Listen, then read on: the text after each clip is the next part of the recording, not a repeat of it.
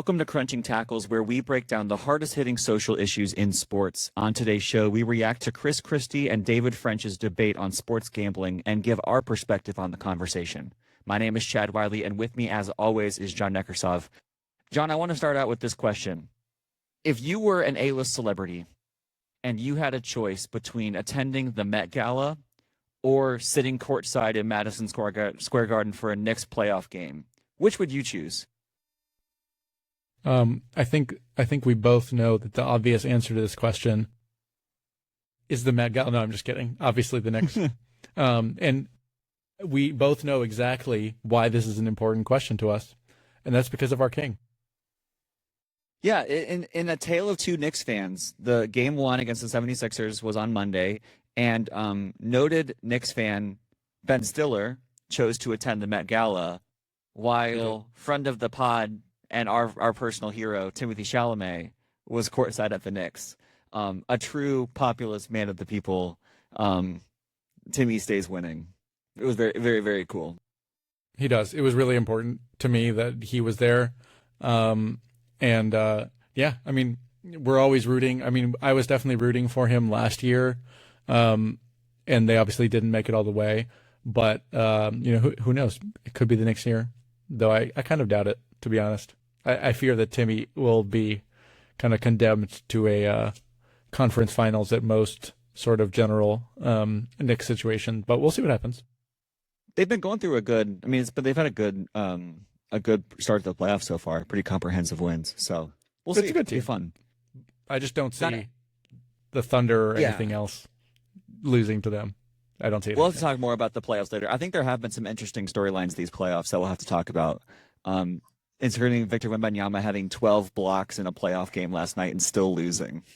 12 blocks in one playoff game. Anyway, lots to do there later on a different episode. A quick housekeeping thing that you probably have already noticed in the last 30 seconds, which is that I am home alone. Megan is not here. No one is controlling my dogs. They are loud and reactive. They may be barking on this podcast.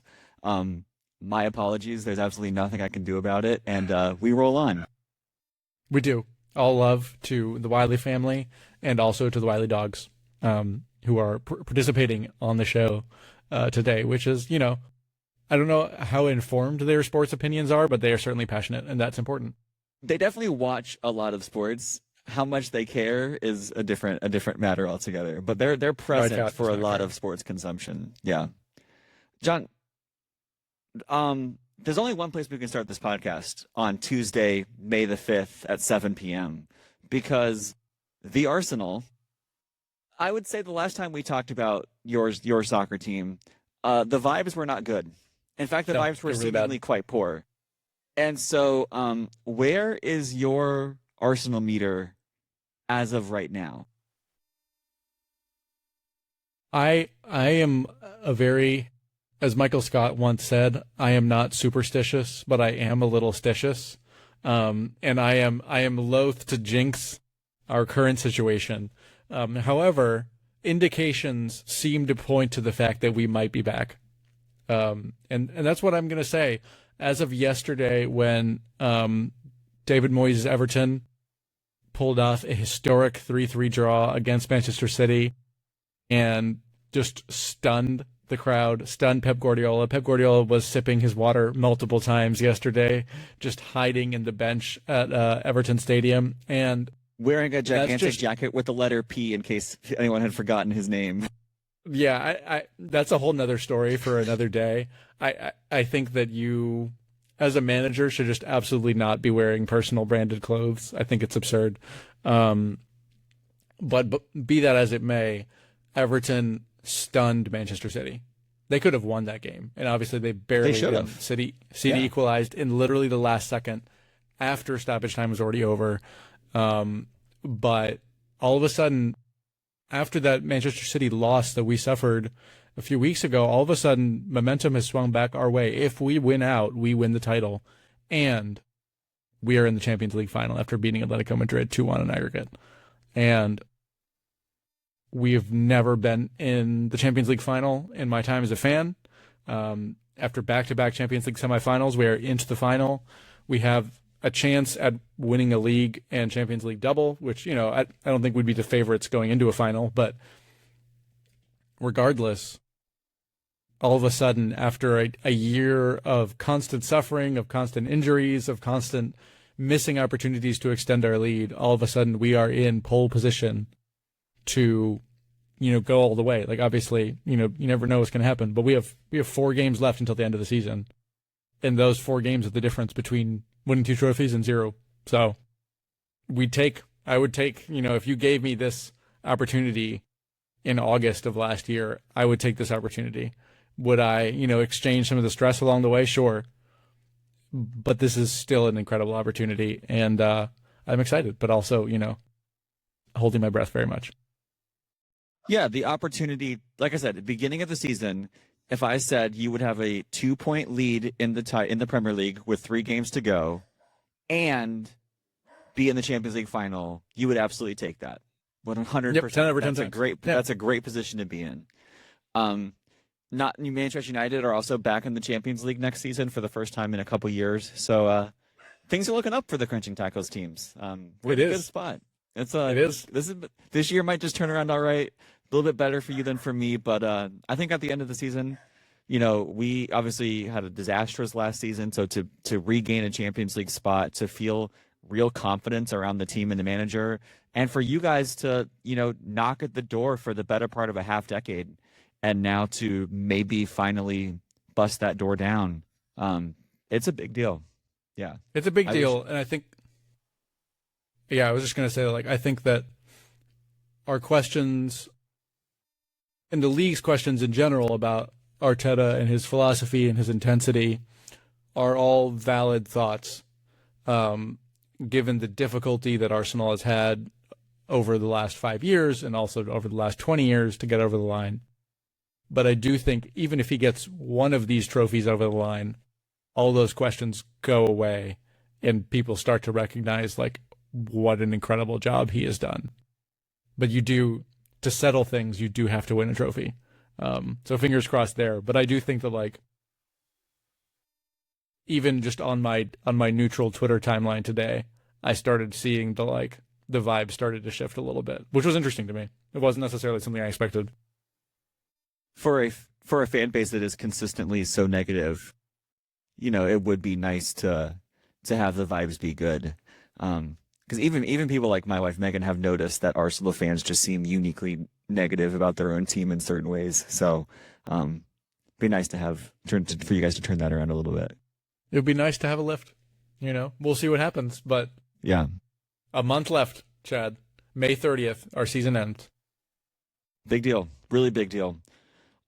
We have a couple little short things we want to hit on before we get to our big story. I hope that many of you did do our homework and watch the Christie David French debate that we're going to be talking about. But before that, John, 2 quick pieces of news. First off, March Madness are going to be expanding, it seems like. And so they're adding 8 teams to March Madness. Do we care? I think that there is a scenario where, kind of like with the World Cup, where I do really care. The World Cup is expanding significantly this year from what it was previously. And I do think that dilutes the pool of teams that are present and can decrease the quality of play when you really expand the pool. Who knows? Maybe it'll be awesome come this summer. But normally, I think when you just add in a ton of teams without a lot of thought because you get more TV rights money per game, I think that is not a net positive for the competition. However, March Madness is not expanding to 136 teams or whatever it would be if they doubled the field. This isn't becoming a 2-month tournament. They are basically expanding the first 4 by multiple by 8 teams. It seems like it's at least the most likely way that they're going to do it. They're going to make the first 4 basically a larger play-in tournament, and that money will likely go. My hope would be that they make this basically a mid-major play-in tournament. You just ban. I would love it if they like banned Power 5 teams from even getting into this thing. And then you just have an opportunity for smaller teams to make money just by playing in this tournament as a starting point. And then you give them an opportunity to make it to the kind of the regular field. So I don't think that I'm like, wow, this is the best idea ever. But I also don't think this is like going to break college basketball much at all. It's just adding slightly more games during the pre-March Madness week. I think it doesn't do a whole lot of harm. I guess the question of like, does it marginally dilute the quality of the tournament? Possibly, but like we've covered pretty extensively on this podcast how the tournament is already losing some of its luster. And I don't think adding more teams is going to make it more popular. But I do think that like we are seeing a trend across sports to expand playoffs. Like the NBA recently added the 9 and 10 seeds to this play-in thing they do. It's obviously financially driven. It does dilute the playoffs. It essentially makes it makes qualifying for the playoffs a less impressive feat. And I think qualifying for the playoffs should be hard. Like that should be an impressive achievement. And it's just diluting that. Does it make, when we get to the end of March Madness and the actual national champion is crowned, is it going to any way dilute the way we view that? I don't think so. I don't think so at all. Not in that way. So no, I just think it makes it increasingly harder for a Cinderella to make it that far. Is ultimately what it comes down to. If you're one of those smaller teams and you end up having to play 2 or 3 games before you ever reach the first round, what are the odds of you actually beating your mega seed? On the one hand, it would be in the previous world of how this worked, it would be possible to, have a relatively balanced roster that wasn't poached by other big teams before you ever got to March Madness. And then, you'd maybe have an opportunity to win a couple games, get momentum, and then go all the way. Now, those stronger-ish mid-major rosters just aren't as strong as they used to be, especially if it's not like your 1 year shot at it. And so I don't know. I think that we will see those teams actually get more tired. Would be my prediction over time, that by the time they get to the big ones, maybe you knock one out, but are you going to really knock out 2? It just doesn't seem likely to me. yeah, I think that's right. But we'll see. I mean, I'm definitely willing to try. It could have been a lot worse, right? It definitely could have been a lot worse if they had, like you said, like doubled the field or something like that.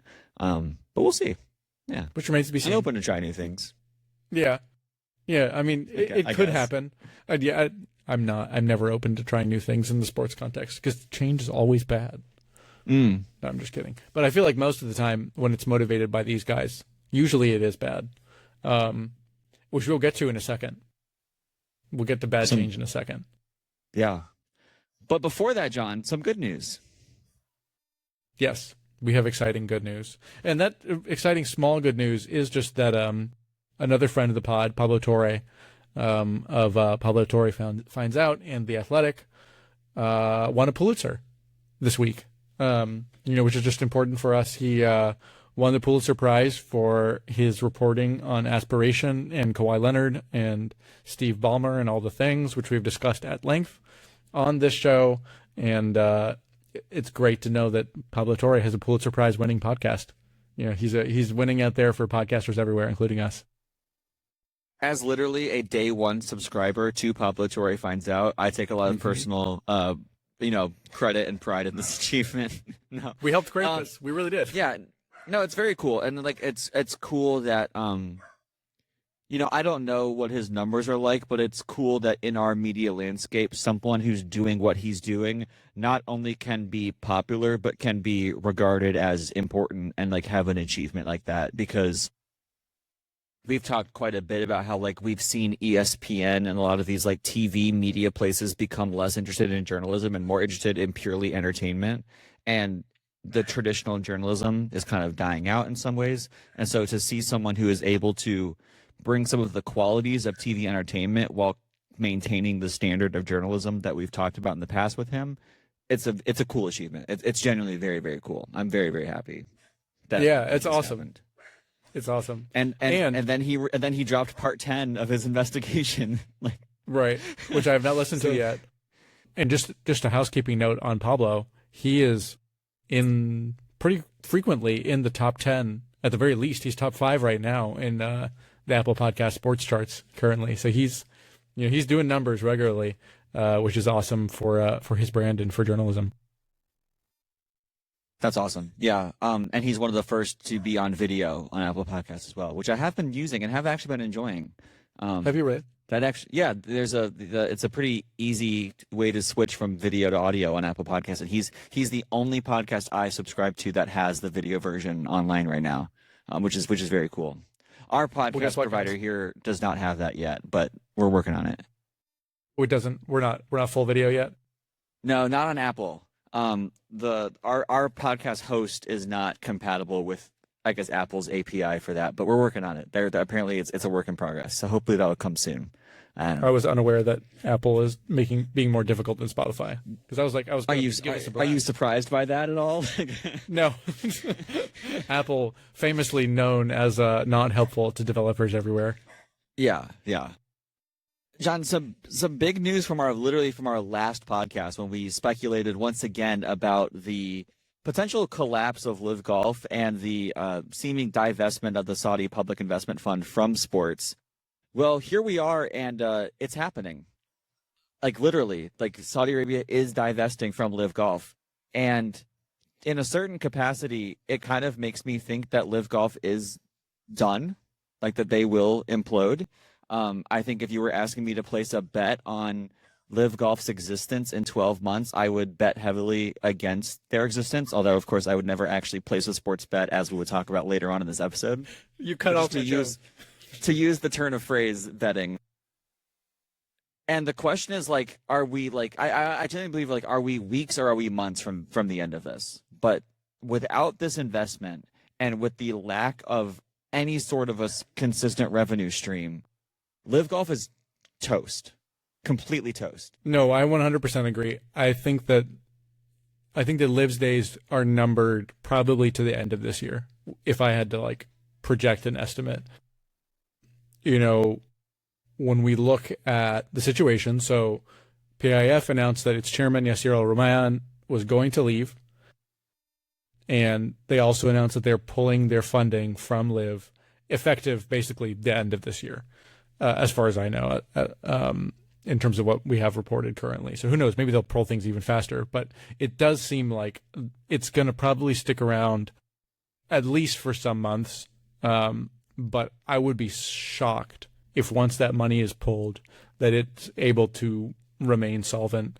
The reality is, like, Bryson DeChambeau's contract ends this year, and he is like LIV Golf's big star. John Rahm does have multiple years still left on his contract, he said. So he could be in a spot of trouble if things actually do end up getting shuttered.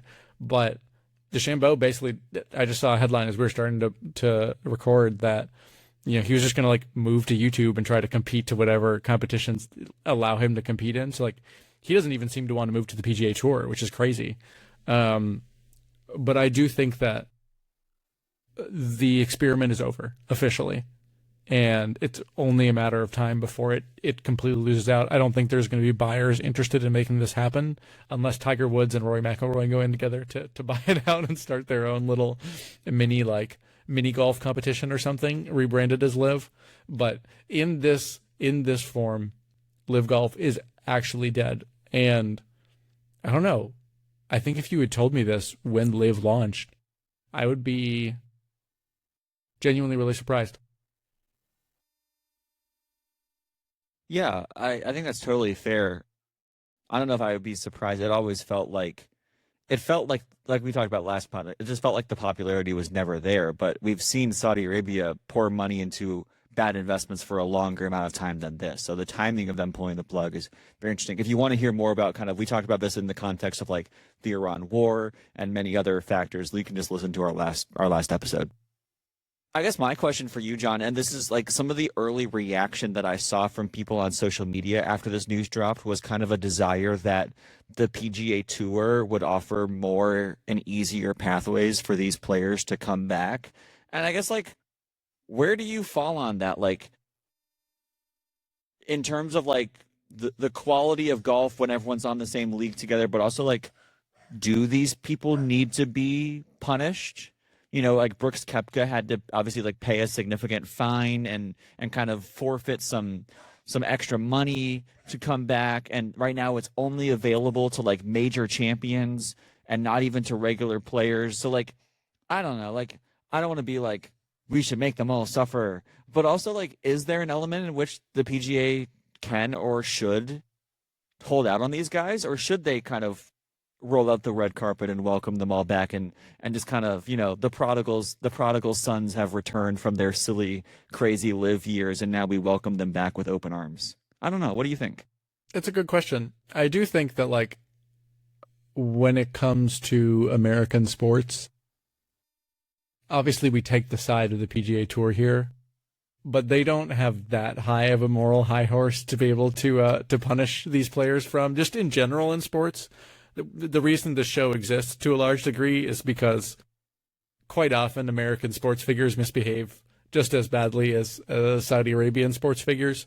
And so I would be very open-minded about the idea of every single former LIV golfer having to give like a public apology address, like maybe like a 15-minute speech about why what they did was a bad idea and very selfish. You know, I don't think that the PGA Tour leadership is particularly unselfish in their decision making, you know, so maybe it would be a little rich, but at the same time I would enjoy it. However, ultimately, like, to me it's a business decision for the PGA Tour on if they want those golfers present. Like, they did, the players basically tried to break PGA's monopoly on American golf. They failed. And now, like, if the PGA Tour wants to, you know, essentially hire them back as employees, you know, it's kind of up to you on how you want to make that happen. I don't think that it's a moral decision to me so much as it's like, you know, how much do we want to scapegoat these people, or do we want to just move on as if nothing ever happened? That's where I land.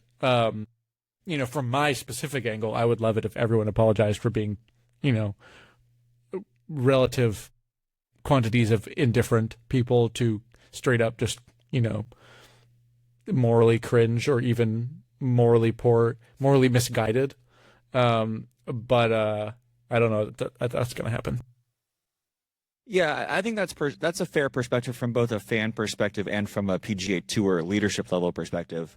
I would just say I think that if I was a good or middle tier PGA Tour player, like if I was Gary Woodland and my peers left the league to go make astronomical sums of money that were also available to me, but I did not do for that I did not go get, and then they are just welcomed back to the platform with no financial repercussions, that would not sit well with me.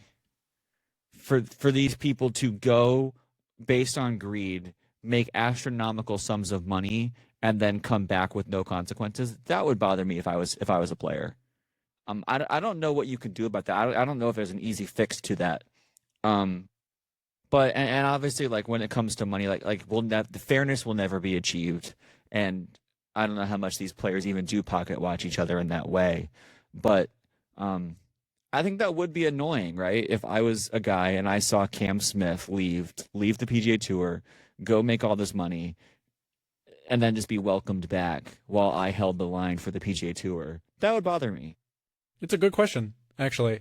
And while you were talking, I was Googling, is there a union for PGA Tour golfers, which there is not, which makes sense. You know, if something similar happened with the NFL, I think that the NFL Players Union certainly would have a lot to say about reintegrating those players back into the pool for that exact reason. I don't know that it's in the PGA Tour's best interest from a branding perspective and a gameplay perspective to punish some of these high caliber stars and some middling ones on behalf of, you know, the middle tier of PGA Tour golfers that they don't care that much about anyway. But I think you're right that, like, in an ideal world, there would be kind of that group taking care of the little guy on the golf tour. I just think that like in both tennis and golf, as individual sports, it's more of a challenge to regulate in that way. But now this makes me want to kind of explore the history of unionization in professional golf. I don't really know anything about that. I don't know if you do, but. Well, I think that in some ways, like the players have some sort of ownership tied to the league itself. Like it's almost like the players, and especially since LIV, I think that even increased where there is actual like equity that players have in the league. So technically, like you can't unionize against yourself. And Right. in some ways, the PGA Tour is the league of players. In some ways, they are. And I could do more research and find out the specifics of this, but in some ways they are tied to the actual ownership and equity of the league. So in that case, you just couldn't unionize against yourself, essentially. But Right. we could do it. We could dive a little bit deeper into that, especially if a couple other players beyond Brooks Koepka try to make this move in the same way that he did. Do you think Bryson will come back? I don't know. I think Bryson would be I think Bryson views himself as his own independent brand, right? Yeah, I mean, he does. Like, yeah. and I just don't know to the extent that he is. Like, I know he's a big deal on YouTube. I know he like did 18 holes with Donald Trump, but like streamed it during the 2024 election, and it did big numbers. Like, but would he be popular at all without having won major championships on the PGA Tour? I don't know. I really don't know. I think that his career, obviously, he could make a living off of YouTube forever. Of course, he could. Like, Right. he does big enough numbers. But would he remain in the same level of the public eye by himself? I'd be surprised. But also, I'm not as much on YouTube as many people my age or younger are. I'm Well, how not does it part work? of Twitch and YouTube culture in that way. Right. Like, could he enter every major independently? I mean, yeah, you're right. Yeah, because only one of the majors is actually owned by the PGA Tour, and LIV players who have run that tournament in the past are still allowed to do it. Like Brooks Koepka could still win the PGA Tour as a LIV Golf player. So, I don't think he would have unlimited. He wouldn't have unlimited entry to the Masters because he has not won it. But like the tournaments that he's won, like the U.S. Open, I think he would have a lifetime exemption for. Right. So like, in that case, It just he depends. just becomes a golf influencer who competes at majors, which is like, it's like a bizarre situation, but I feel like there are very few sports where you can even do that, right? Like there's not really a lot of opportunities for someone to like blaze that trail, but he has kind of created his own niche, which is it's interesting, from a sports business perspective. We'll have to think more about that in the future. I feel like that's another good topic at some point. Yeah, really interesting. I'm really curious to see how the story continues to develop. Do we want to go to our big story for today and spend a good bit of time on this? I think so. We are so excited to talk about this. Yeah, I want to talk about. I want to set the scene. Hopefully, we put it in the show description in the last episode, and we told you all that we'd be talking about this debate between Chris Christie and David French. So hopefully, many of you took the time to actually go and watch that. If you didn't, this was a debate hosted by the University of Chicago Institute of Policy. It was moderated by Chuck Todd, and it featured Chris Christie, who was the former governor of New Jersey. He was a former presidential candidate in 2016. I think also in 2024. Did he run again in 2024? I think so. I feel like he did. I think he did. I think he was part of that.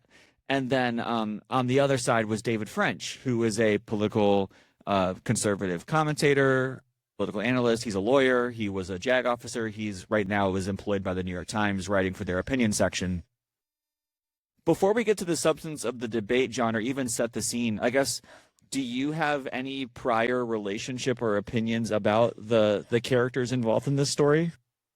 Well, I would say it was a really funny debate for a variety of reasons. One is that I'm very familiar with David French, his podcasting and writing work.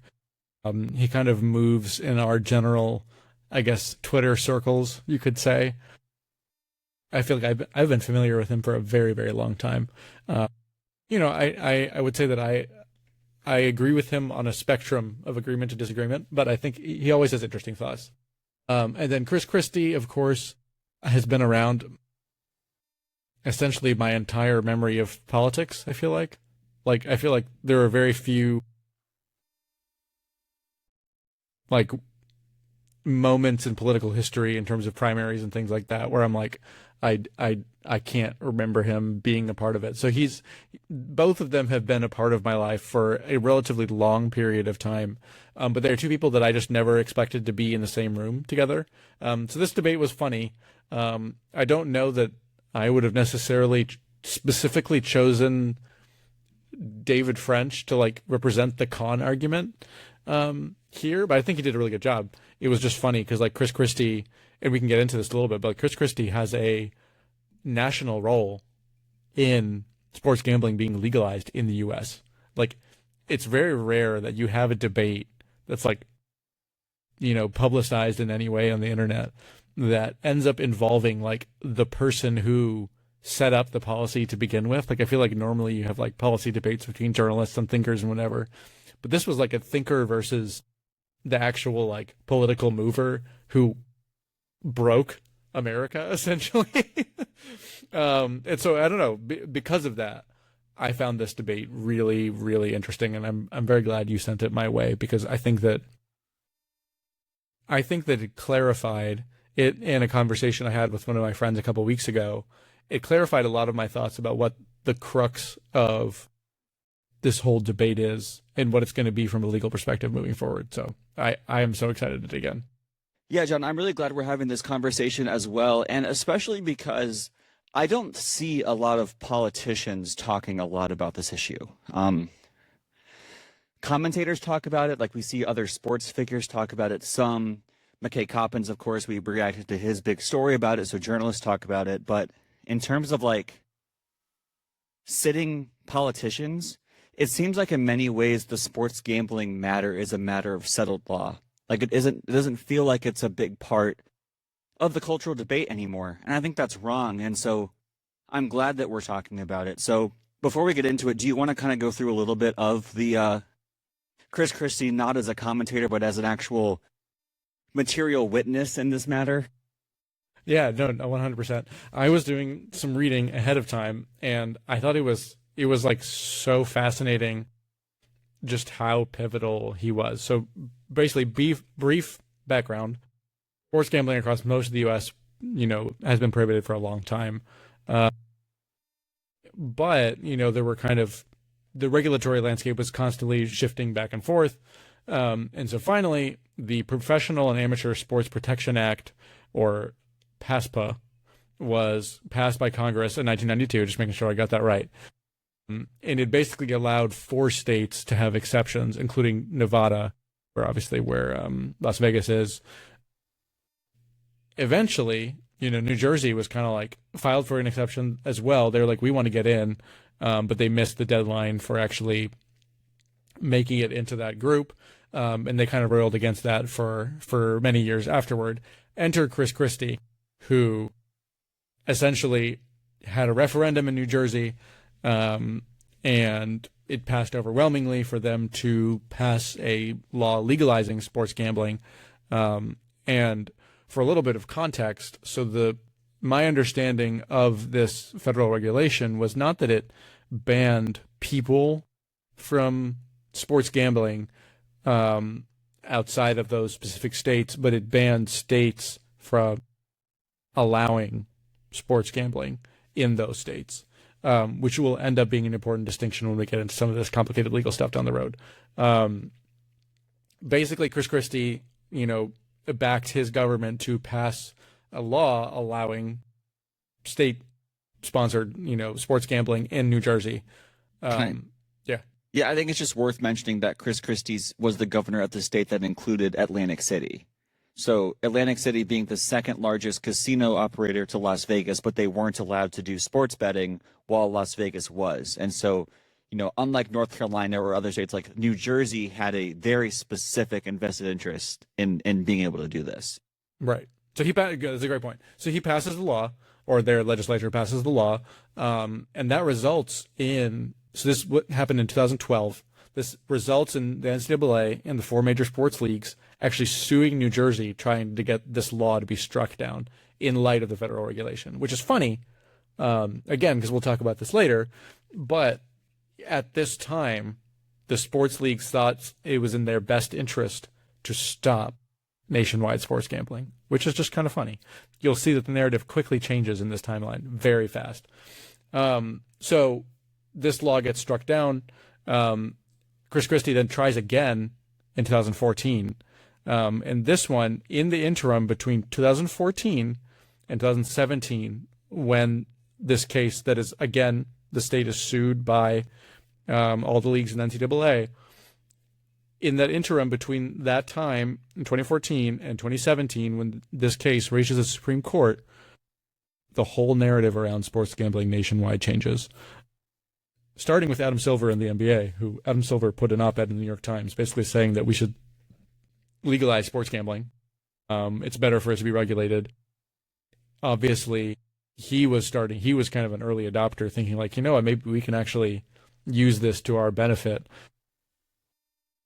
And the basic reality of what happened was the Supreme Court reviewed the case, and I am not a constitutional law expert. I defer to Chad here on that category as the legal expert here, but my understanding is that basically the Supreme Court ruled that the law that Congress had passed basically took away power from the states instead of regulating people's individual actions. And as a result, because the power was not specifically granted to Congress to take it away from the states, was unconstitutional.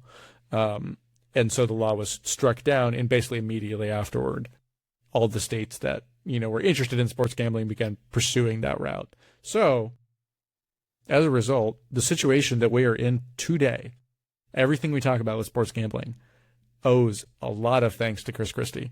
And I just think that's an interesting foundation to have this conversation. Yeah, of course, Chris Christie was not the governor of the state when this final decision was ruled. So actually, the name on the case is Murphy. I think that refers to Governor Chris Murphy, of the governor at the time. But of course, like you said, Chris Christie is in many ways the catalyst for this. And I think that's fascinating. Of course, it was a 6-3 decision. The opinion was written by Justice Alito. It was the case broke down along interesting lines, and you're right in the summary that they found that this right was a right reserved for the states, that it was not an enumerated right of Congress. However, I would just say, like, logically, if you are making a ruling in which 4 states are allowed to do something and 46 states are not allowed to do it on fairly arbitrary grounds, I think your law is not on strong footing, like, right, generally. Which is obviously, like, it was interesting reading the ruling, because as I was reading the ruling, I was like, yeah, it actually does kind of sound unconstitutional. So it kind of makes sense that it didn't stand up to scrutiny. And I think it'll be interesting to think about, in the light of this debate, what we think about where regulation should go. Because I think we both ultimately agree that this space needs to be way more regulated than it is now. But I think the route that happens through is going to matter a whole lot. And I think this debate will shine some light on maybe how that can happen. Yeah, so let's get into it, John. Do you have any initial impressions or a place that you want to start as you spent, an hour and 15 minutes watching this conversation? I think it's interesting because I think that most of the time in my social media ecosystem, other than the interruptions of sports gambling companies in my life, like I was watching an NBA game the other day and Peacock was like, I had to click away from whatever prediction thing that they were forcing me to do. Like it was on my TV and it auto went over to it unless I had to unless I moved back. So I was like, this is taking over my life. But I don't live in a media ecosystem where people are super pro sports gambling. So it was interesting to hear someone making a pretty strong pro argument, not just for, not over-regulating sports gambling, but a pro sports gambling person. I feel like I don't run across that super often in the course of my life. Obviously, maybe there are people who listen to this show who sports gamble from time to time, and obviously I do know people who do participate, but it's not it's not a world that I actively live in a world that's defending it. And so it was interesting to me. I think it kind of got me out of my echo chamber in a way. I still feel very strongly in my camp, but he was like, I think debates like this are valuable for that exact reason. So I enjoyed it. But I also found myself often unimpressed by Chris Christie's arguments, is what I'll say. Yeah, I think, there is a long-standing libertarian streak in American life. Yes. And much of the debate centered around like, what is the definition of liberty? And there is, I think, a good faith American libertarian philosophical definition of liberty that says people are allowed, have the freedom to make bad choices that harm themselves, especially with their money. And that is, and I don't know if Chris Christie would put it in exactly those words or if he would describe himself as a libertarian, but that is a real American impulse. And yes. I think that perspective does need to be taken seriously, that people are allowed to spend money for entertainment in different ways they want to. And some ways can be knowingly harmful, but that harming yourself does fall in the definition of liberty, according to some people. And so I think that set an interesting, even just that disagreement between David and Chris on the definition of liberty, I think put this whole conversation into an interesting perspective. I don't know where I think I've kind of broken this down into a few different parts that I think are really interesting. And I would like to start, I guess, with, and I think this is kind of where they started, is the idea of sports gambling impacting the integrity of sports.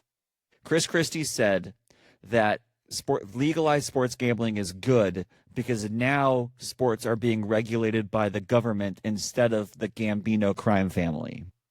So essentially what he's saying is that gambling has always been a factor in sports. Yes. Which is true, right? We go back to the shoeless Joe Jackson and the Black Sox scandal in the early 20th century.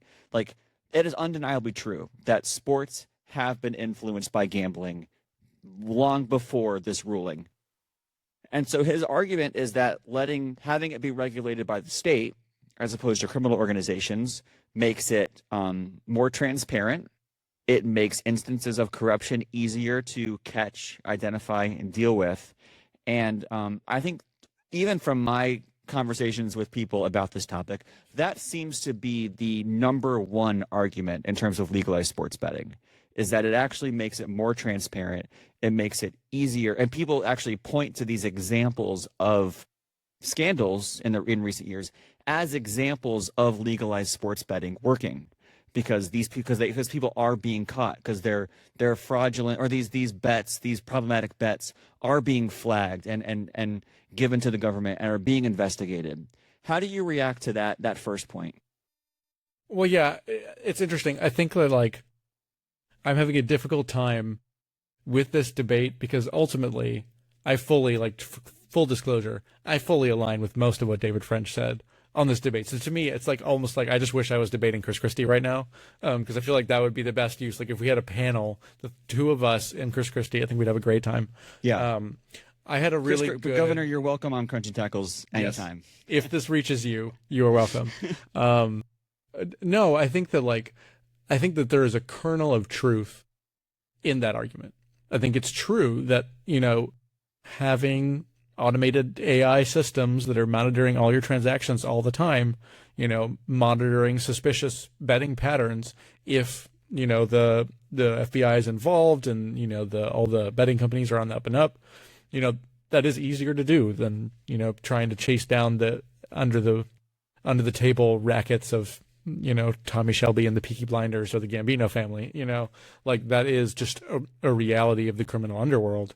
However, I think what that argument ignores is the reality that the leagues, the state governments, which we'll get to a little bit more later as well, but the leagues, the state governments, and the betting companies are all in bed together to inflate all of their collective pocketbooks together. And so, if the size and reach of sports gambling post-legalization in the year 2026 was exactly the same size as sports gambling prior to this law being revoked and everything being legalized, then I would say, like, yes, I totally agree. Like, the gambling is going to happen either way. And, at least we know what's going on now. I think that is somewhat true. But I think that the reach, it's a ridiculous argument to me to claim that the reach of sports gambling, has not basically dramatically increased in terms of its hold on the sports world. Obviously, scandals did happen before. But I really continue to think that in 20 years, we'll look back at this time in the sports world more broadly if we don't continue to regulate aggressively and ask, like, what in the world happened? So I don't know. What do you think of that argument? Like, steel manning his case for it boosting the integrity of sports to have it all above board. Like, do you think that holds water?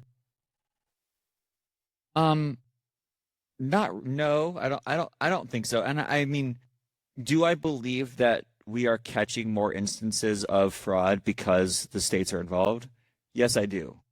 However, is that offset by the amount of additional gambling and fraud that is taking place? No, I don't think so. Right? Like, the reality is, like, we've had 3 or 4 of the Black Sox scandals in the last, like, a once in a century type of scandal is now happening at least once a year now. And they are being caught, which is good, but it's happening significantly more often because more people have easy access to this thing. And, I think David French's fundamental argument that he said several times is that there needs to be more friction to gambling. So Chuck Todd asked the question, if the frictionlessness of online gambling is the problem. In other words, pre-2018 was hard. It took work to go gamble. You could do it, but maybe you had to travel or you had to you had to, like, scour out an illegal site. Like, it took work. And now every American walks around with a casino in their phone. There's zero friction. And that's a problem.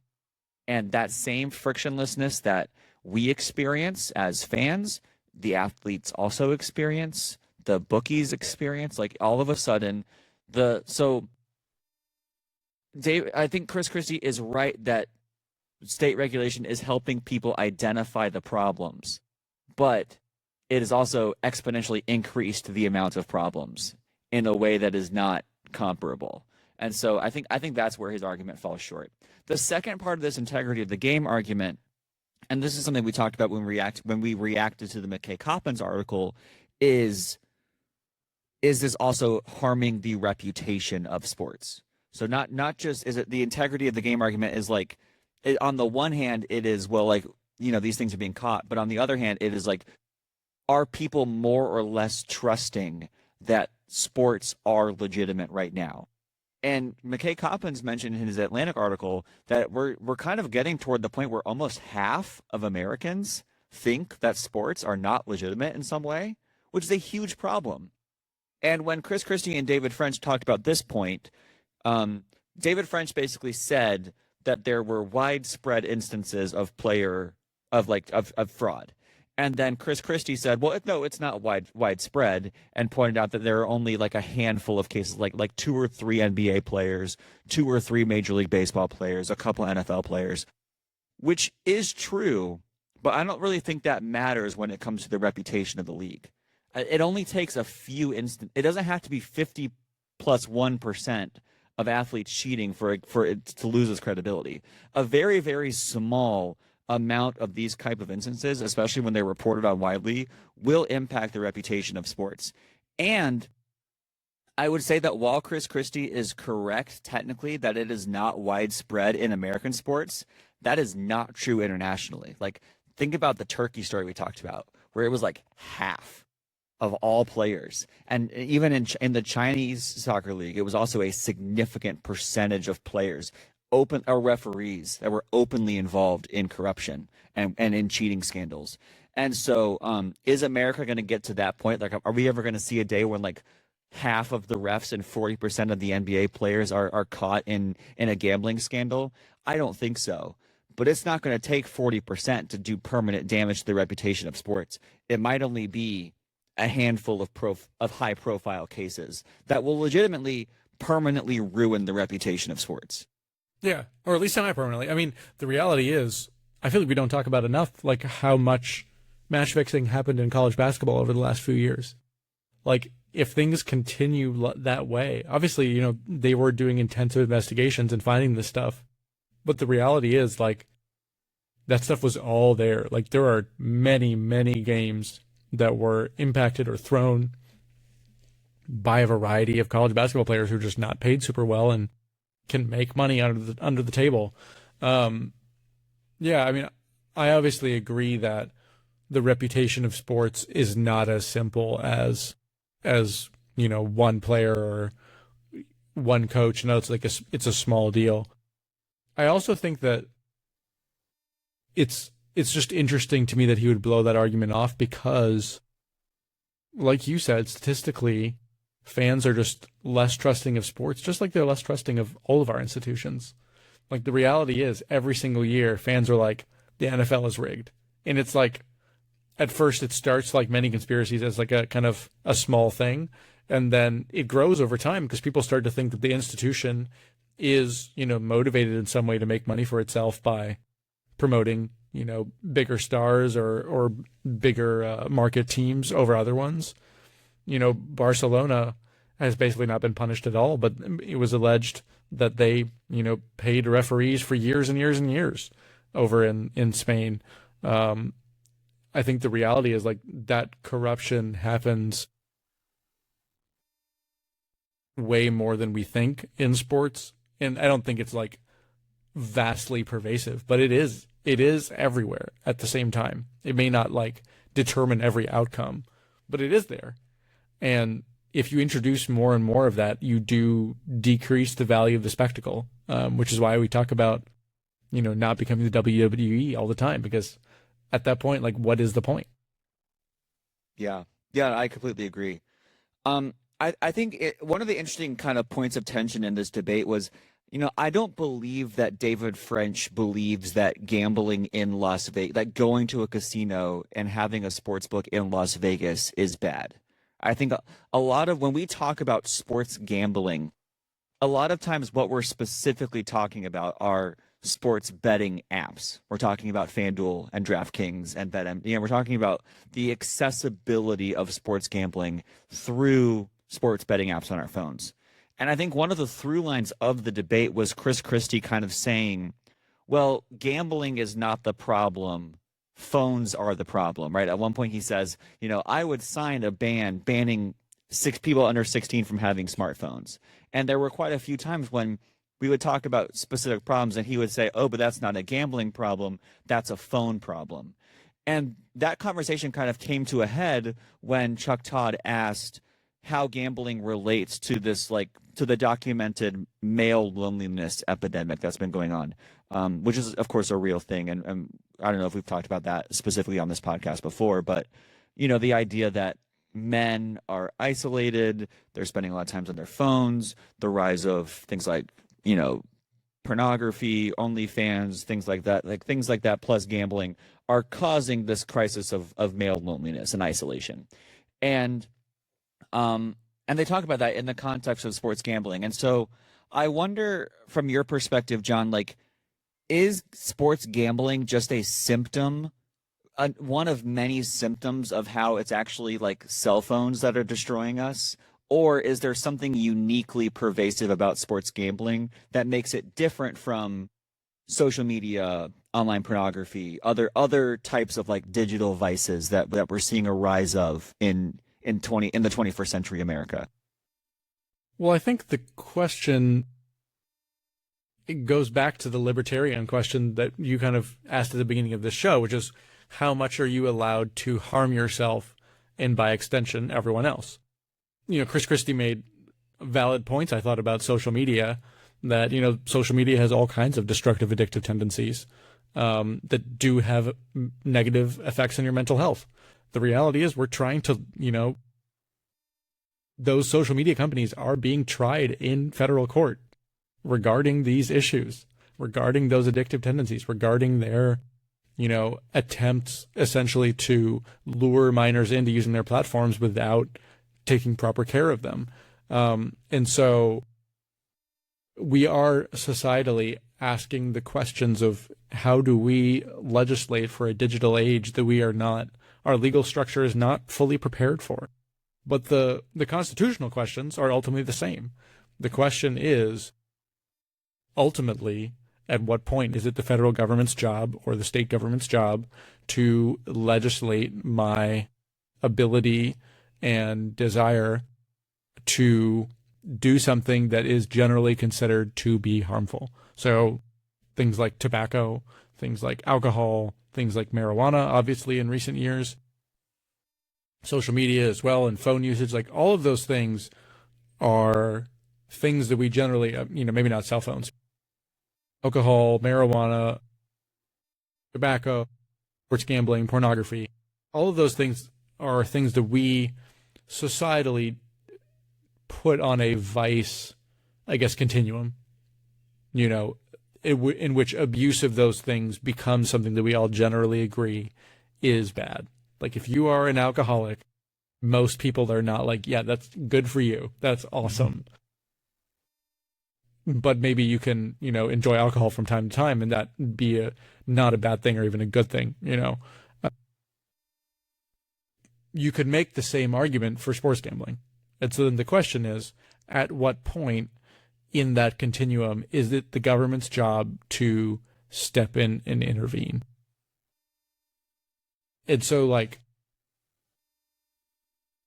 think it's a cop-out in a way to say that, that's Congress's job in terms of this debate, but it is Congress's job because ultimately, there's no objective standard that says sports gambling should be banned, right? We're not measuring it against, I don't think it's even, even if we're measuring it against the Bible, I don't think sports gambling is in the Bible in any meaningful way.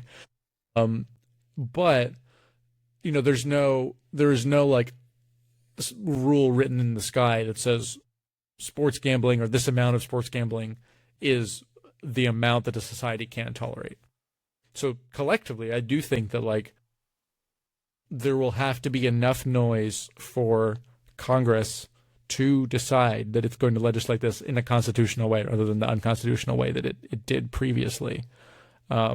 I know that's kind of a roundabout answer that doesn't fully answer your specific question, but I do think that that question is what is going to determine how far we can get in the legislative field, if that makes sense. Yeah, I think you're right. I think that our government, and we've kind of just become accustomed to this, has been, just always balancing and comparing vices and their accessibility, right? So alcohol is allowed in America if you are at a certain age, but heroin is not, right? And marijuana, we're kind of on the fence on. We were anti-gambling, now we're pro-gambling, but Congress has the right to impose outright bans and or age restrictions on things that it deems harmful. That is a right they have. Yes. Because they do it with drugs, and there's an age limit on alcohol. That is a thing that they are allowed to do. So the question is, should they do it with sports gambling? I think David French would say that he was kind of happy with the pre-2018 status quo, where it was legal in physical places where you could go and gamble, like Las Vegas, and was illegal when it was accessible on your phones. I think Chris Christie would say that I think Chris Christie, one of his major points in the debate was that sports gambling is being singled out compared to other things like alcohol or tobacco, and that it's unfair. I think both of us err more on the French side, but I and I'm not, to go back to the social media, the phone thing. Do I believe that sports gambling is worse for society than OnlyFans or Pornhub or TikTok, or not that those are the same, but or social media or certain things like that? Not necessarily. I don't. I think there are other things that are just as bad. And if Congress wants to ban pornography, I'm not going to stand in their way of that either. Right. But so saying just because they're not doing one thing doesn't mean that they shouldn't do the other. Like I'd be okay with both, but that's not just because OnlyFans is legal is not a good reason for why sports gambling should be legal. I think in many ways the burden of proof should be on the gambling apps to prove that they provide some sort of benefit to society. And when Chuck Todd asked them, like, what is the, let me find an exact part.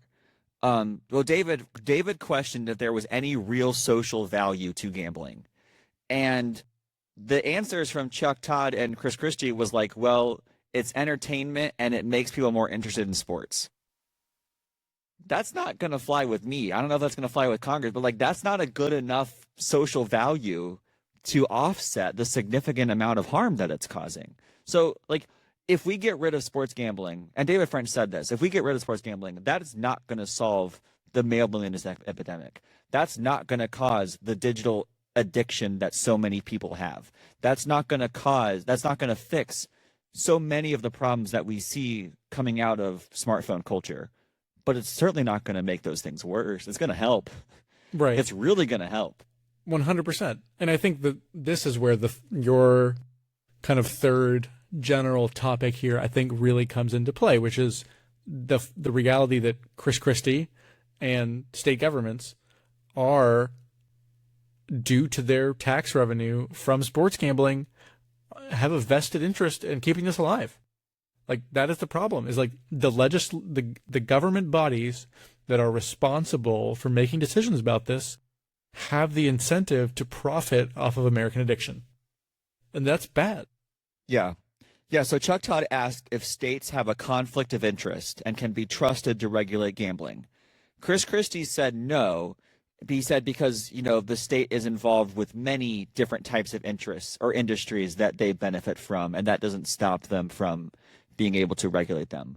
But I think it does cause a lack of trust, right? And the example he gave, he said that Chris Christie said that sin taxes, which are revenue taxes on socially recognized vices, alcohol, tobacco, gambling, was 12% of New Jersey's revenue last year. And he said that's not a lot. Yeah, he was like, that's a ton. He was like, you could just cut that. It was in the billions. He was like, you could just cut that right out of the budget. No one would notice. And I was just like, and David French made me laugh because he was like, have you tried to cut billions out of the budget before? I think we saw with Doge just how much of a challenge that is, even if you're really committed to cutting everything. I don't know. I think that like that stuck out to me so strongly as an example where like he tried to essentially argue that the government has conflicts of interests all over the place and therefore it's fine that they have a conflict of interest here. And I'm like, no, they do a bad job regulating those other places because they also have a vested interest in keeping other industries going and making money for their own pockets.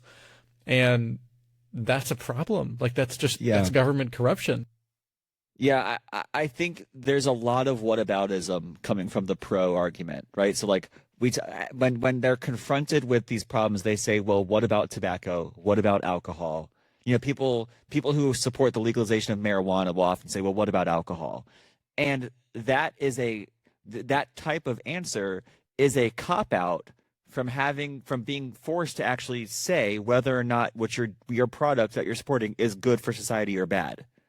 They don't want to say that it's bad, so they just want to say, well, it's not more bad than this thing that you accept. And that's just not going to fly with me. Maybe I'm being too idealistic, right? I probably am. Like, I don't see a world in which this gets fixed by Congress. I just don't, realistically. But I don't accept the argument that because B is just as bad as A, we should allow A. That does not fly with me. I don't accept that morally, and I don't accept that legally either. Yeah, and I was honestly like, this is slightly related, but I was surprised at how often, when presented with genuine arguments about social harm, he either ignored them or engaged in whataboutery.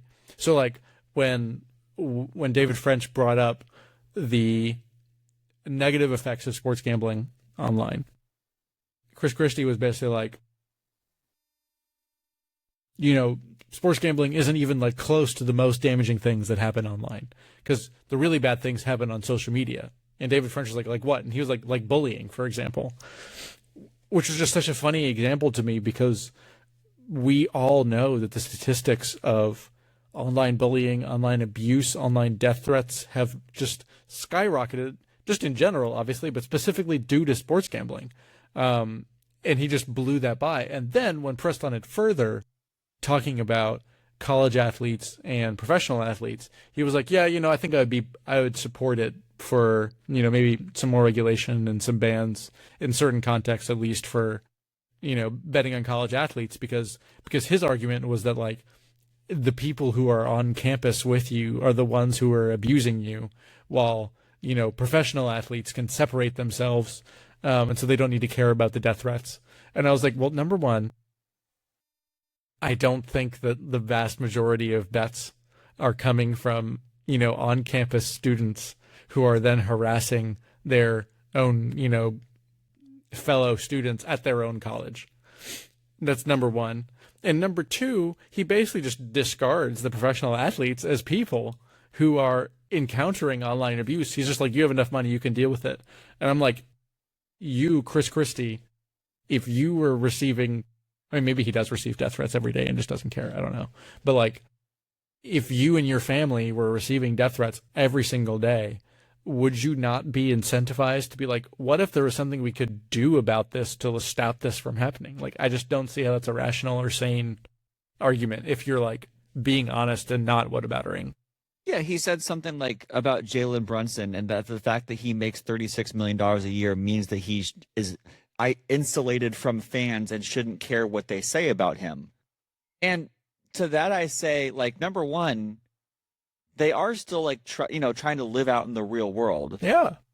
Two, celebrity safety has never been more in danger than it is right now. 100%. Not to be like, I don't want to become like super serious, but like the most well-protected man in America, the president of the United States, has had 3 assassination attempts that have gotten way closer than they should have. So like, people who want to have access to these people to do harm can do it, right? If someone could get within a gunshot of Donald Trump, you better believe that if they were really motivated to attack or harm an athlete who cost them millions of dollars on the sporting field, they could do it. 100% they could. No, 100%. I don't think there's any amount of private security that is fully going to protect these athletes. And they shouldn't have to spend millions of their dollars on security, because we shouldn't be allowing this in the first place.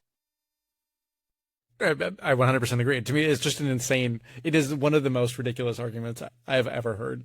Yeah. And those were moments where I was like, the person who helped create this entire system is willing to kind of go out and defend it, because he has no like true vested interest anymore. So he's just going around talking to people and writing op-eds and whatever, just because he can.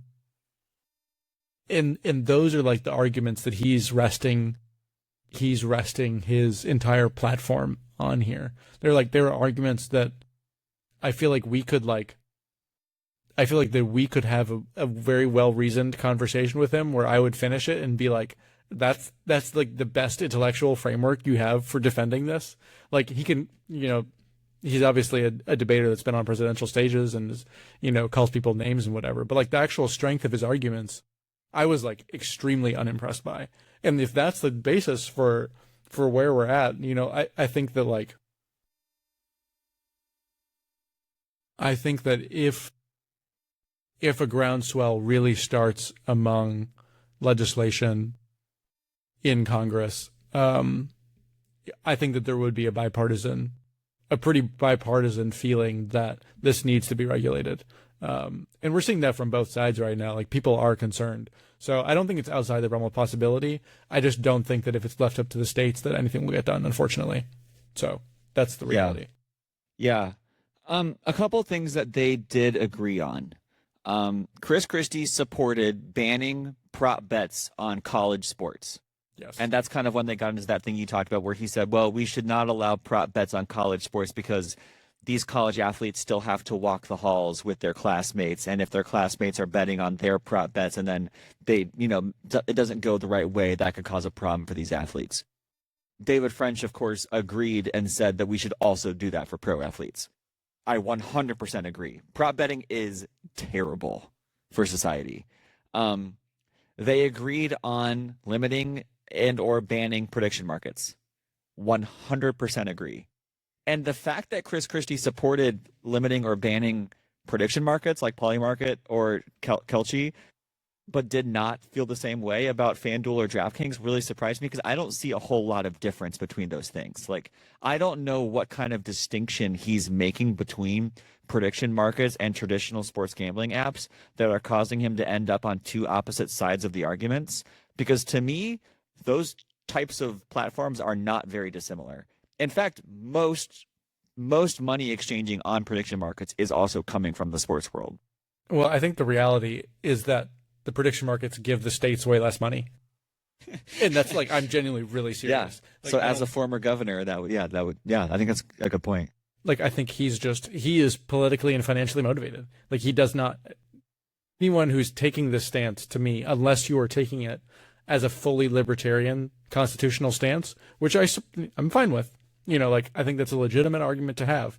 If you're taking this from any other angle, in my opinion, unless you prove to me otherwise, you are financially motivated, and Chris Christie is 100% in this situation. Sorry, Chris. Yeah. Kind of the last thing they talked about was Chuck Todd asked, I'm going to paraphrase, but basically, even if we decide that adults are allowed to gamble, how are we going to stop these sports bettors from advertising specifically like to children, or creating a culture in which young people grow up to believe that sports gambling is totally okay? And so the idea was like, should we have a limit or a ban on advertising for gambling apps, particularly during sporting events, whether it be commercials or actual paid partnerships between leagues and sport and these gambling apps? Chris Christie, again, did the what about. He said that would be okay with him as long as they took the same stance on beer. That if you're not going to allow sports gambling advertising, you also can't allow beer advertising. David, of course, agreed that we should get rid of sports gambling advertising. And I to kind of, I guess, for the first time, get away from their debate a little bit, I think something I've been thinking, and we've talked about this before, and to use that term again, the frictionlessness of this whole thing. One of the ways that sports gambling is integrating itself into the ecosystem of being a sports fan is shocking in hindsight, right? If you watch a sporting event from 2016 and then watch a sporting event today, and the stats are brought to you by DraftKings, and there's like a gambling logo on the court, like, it's crazy just the extent to which gambling is being shown to you as a sports fan every time you watch a game. And not only that, but I think we talked about this when this happened, but if you are watching a sporting event on a streaming service, they will integrate gambling into your viewing experience through your app, right? So like when FanDuel partnered with Amazon Prime, part of their press release was that they would have custom integrations where if you sync your FanDuel account with your Amazon Prime account, you can track your bets in real time on the screen as you're watching a game. Like they are making these things seamlessly integrated, and they are viewing that as a way to extract more money, and it's working. But it is also creating enjoying a sporting event with gambling. And we're seeing more and more instances in which people only are able to watch sports or feel invested in sports if they have money on the line. Again, we're just careening toward a terrible place. And while I'm glad that this debate happened, I don't see enough of this debate happening in our culture to, in comparison with how big of a problem I think this is. No, I mean, this was not a viral debate. It was two very prominent people, but the views were not high. They'll get more views than we have on this conversation, most likely. But like, it's not like it was a high volume event, and a genuine dialogue is not happening in enough places right now where it will be super meaningful. And I think your point is exactly right. Like, The difference is that you can't like manifest a beer into your hand if you watch an ad during the Super Bowl. Like you have to go out and buy it. You have to leave your house. You have to Or show you your can order ID. it. Yeah, you can order it, but you still have to show your ID. You still have to make all these things happen.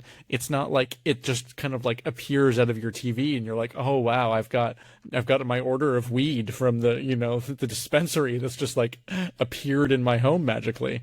And I think that that is just a profound difference in ease of accessibility. That it's one thing to say, should the government be involved in regulating this thing at all?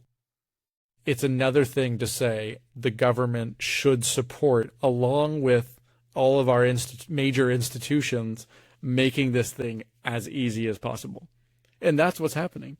The states, the sports leagues, and the sports books are all incentivized in making this as easy as possible, where just like, it would be the equivalent of having an alcohol truck drive around every neighborhood every single day where you didn't get ID carded, and you could just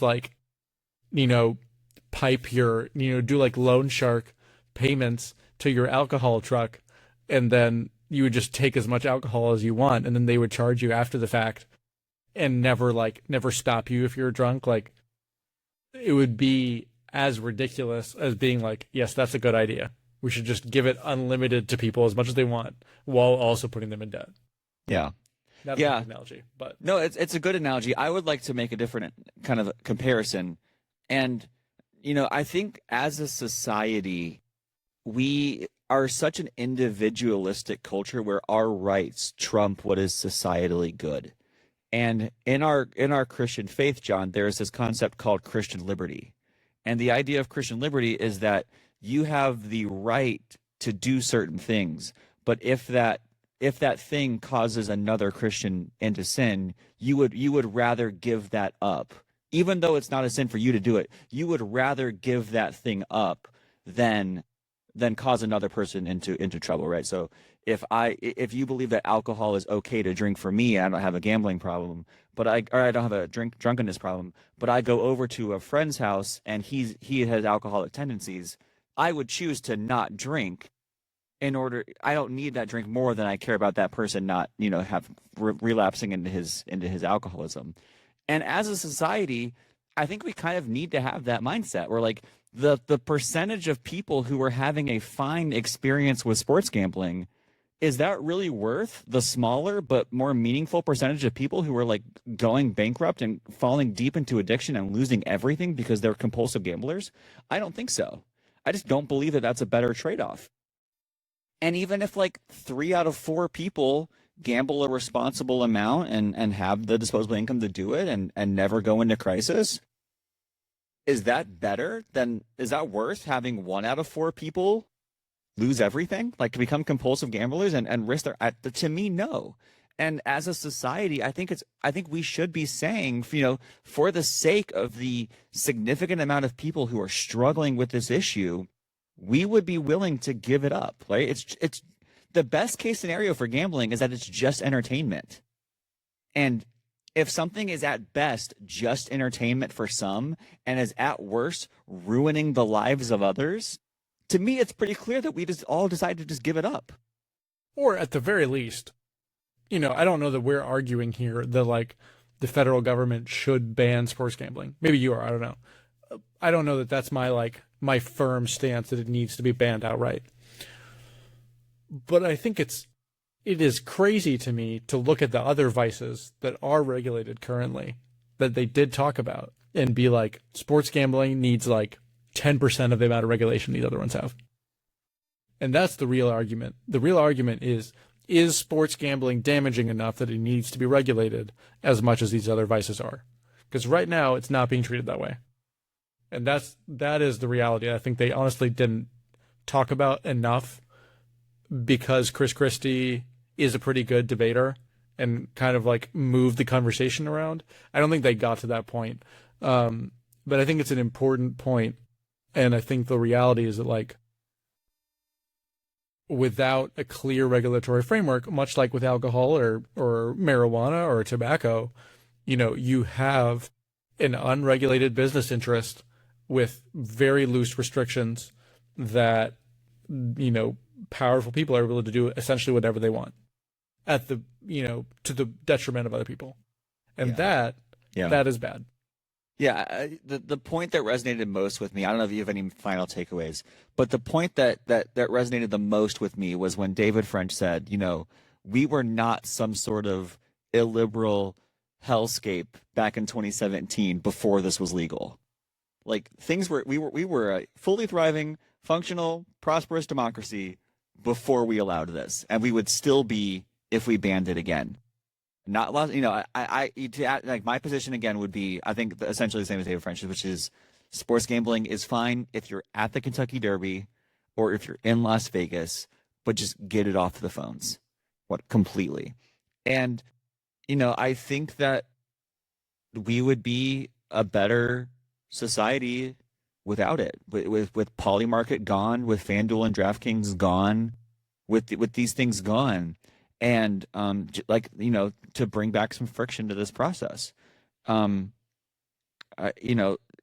was such an interesting argument where David French's case is like, he's making an affirmative case for why it's bad, and Chris Christie was essentially making well, it's not that bad or it's not that much worse. He didn't really make an affirmative case on anything, and so I found that, and I don't know if there would be another voice that we could watch who has made a more positive or affirmative case for the value of sports gambling. If someone has done that, I would love to engage with that. If someone could send that to me, I would love to consume that and see what that is.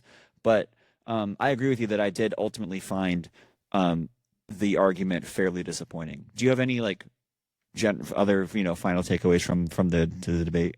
No, I mean, we've had this conversation a great many times. I think people are well acquainted with our specific viewpoints.